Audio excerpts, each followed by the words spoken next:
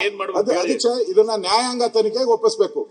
1 ಕೋಟಿ ಪರಿಹಾರ ಕೊಡಬೇಕು, ನ್ಯಾಯಾಂಗ ತನಿಖೆ ಕೊಡಬೇಕು. ಇದನ್ನ ನಾವು ಡಿಮ್ಯಾಂಡ್ ಮಾಡ್ತಾ ಇದ್ದೀರಿ.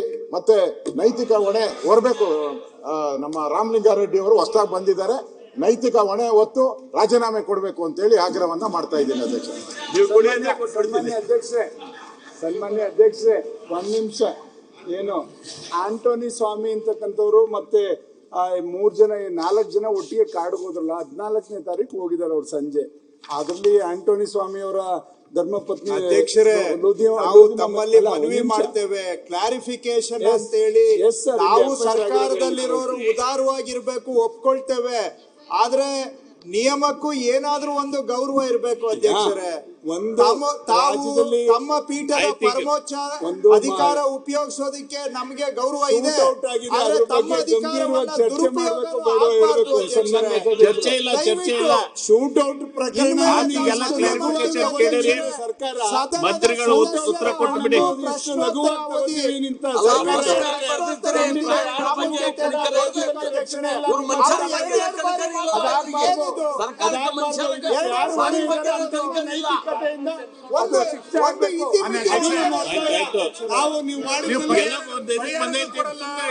ಜುಡಿಷಿಯರಿ ಎನ್ಕ್ವೈರಿನೂ ಮಾಡಲ್ಲ ಅಂದ್ರೆ ಏನು? ಅವ್ರಿಗೆ ಏನ್ ಹೇಳ್ತಾರೆ ಕೇಳ್ರಿ. ನೀವು ಪರಿಹಾರನೇ ಚೂರಿಗೆ ಗುಂಡಿಕ್ಕದವ್ರು, ನೀವು ಗೊತ್ತಿದೆ. ರೈತರಿಗೆ ನೇರವಾಗಿ ಗುಂಡಿಕ್ಕದವರು, ಬಿತ್ತನೆ ಬೀಜ ಗೊಬ್ಬರ ಕೇಳಿದವರಿಗೆ ಗುಂಡಿಕ್ಕದವ್ರು ನೀವು. ನಮ್ಗೆ ಪಾಠ ಹೇಳಲಿಕ್ಕೆ ಬರಬೇಡಿ. ಸನ್ಮಾನ್ಯ ಅಧ್ಯಕ್ಷ, ಗೊಬ್ಬರ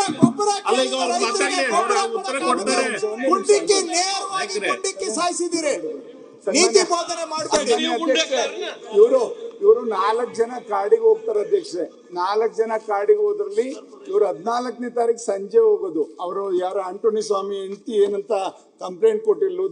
ಅವ್ರು ಏನ್ ಚರ್ಚೆ ಇಲ್ಲ ಅದೇನಾಗಿದೆ, 14ನೇ ತಾರೀಕು ಸಂಜೆ ಹೋದವರು ರಾತ್ರಿ ಆದ್ರೂ ಕೂಡ ಅವ್ರ ಹಸುಗಳು 2 ಹಸುಗಳು ತಪ್ಪಿಸ್ಕೊಂಡಿತ್ತು. ಹಾಗಾಗಿ ನಮ್ಮ ಯಜಮಾನರುಗಳು ಹುಡುಕೊಂಬರಕ್ಕೆ ಹೋಗಿದ್ರು, ಅಲ್ಲಿ ಸಿಗದೇ ಇದ್ದಿದ್ರಿಂದ ರಾತ್ರಿ 2 ಗಂಟೆಗೆ ನಾವು ಅಲ್ಲಿ ಒಂದು ಬಂಡೆ ಮೇಲೆ ಮಲಗಿದ್ವಿ 4 ಜನನು. ಮಾಡಿದಾಗ ಏಕಾಏಕಿ ಬಂದು ಫಾರೆಸ್ಟ್ನವರು ಇದು ಶೂಟ್ ಔಟ್ ಮಾಡಿ 3 ಜನ ಸತ್ರು ಅಂತ. ರಾತ್ರಿ 2 ಗಂಟೆಗೆ ಅವನು ಯಾರು ಮಹಿಮಾ ದಾಸ್ ಅವರು ಫೋನ್ ಮಾಡಿ ಅವ್ರ ಹೆಂಡತಿಗೆ ತಿಳಿಸ್ತಾರೆ. ಮಹಿಮಾ ದಾಸ್ ಒಬ್ಬ ಉಳ್ಕೊಂಡು ಬರ್ತಾನೆ. ಬಂದಾಗ ಹಂಗಂತ ಫೋನ್ ಮಾಡಿ ಅವ್ರ ಮನೆಯವ್ರಿಗೆ ತಿಳಿಸಿದಾಗ ಇವರೆಲ್ಲ 5 ಗಂಟೆಗೆ ಹೋಗಿ ನೋಡಿದಾಗ 3 ಜನ ತೀರೋಗಿರ್ತಕ್ಕಂಥದ್ದು ಗೊತ್ತಾಗ್ತದೆ. 4 ಕಿಲೋಮೀಟರ್ ಆಚೆ, ಅವ್ರ ಊರಿಂದ ಆಚೆ. ಅದರಿಂದ ತನಿಖೆಯ ದಿಕ್ಸೂಚಿಯನ್ನ ನಿಗದಿ ಮಾಡುವಂತ ಈ ಸದನದಲ್ಲಿ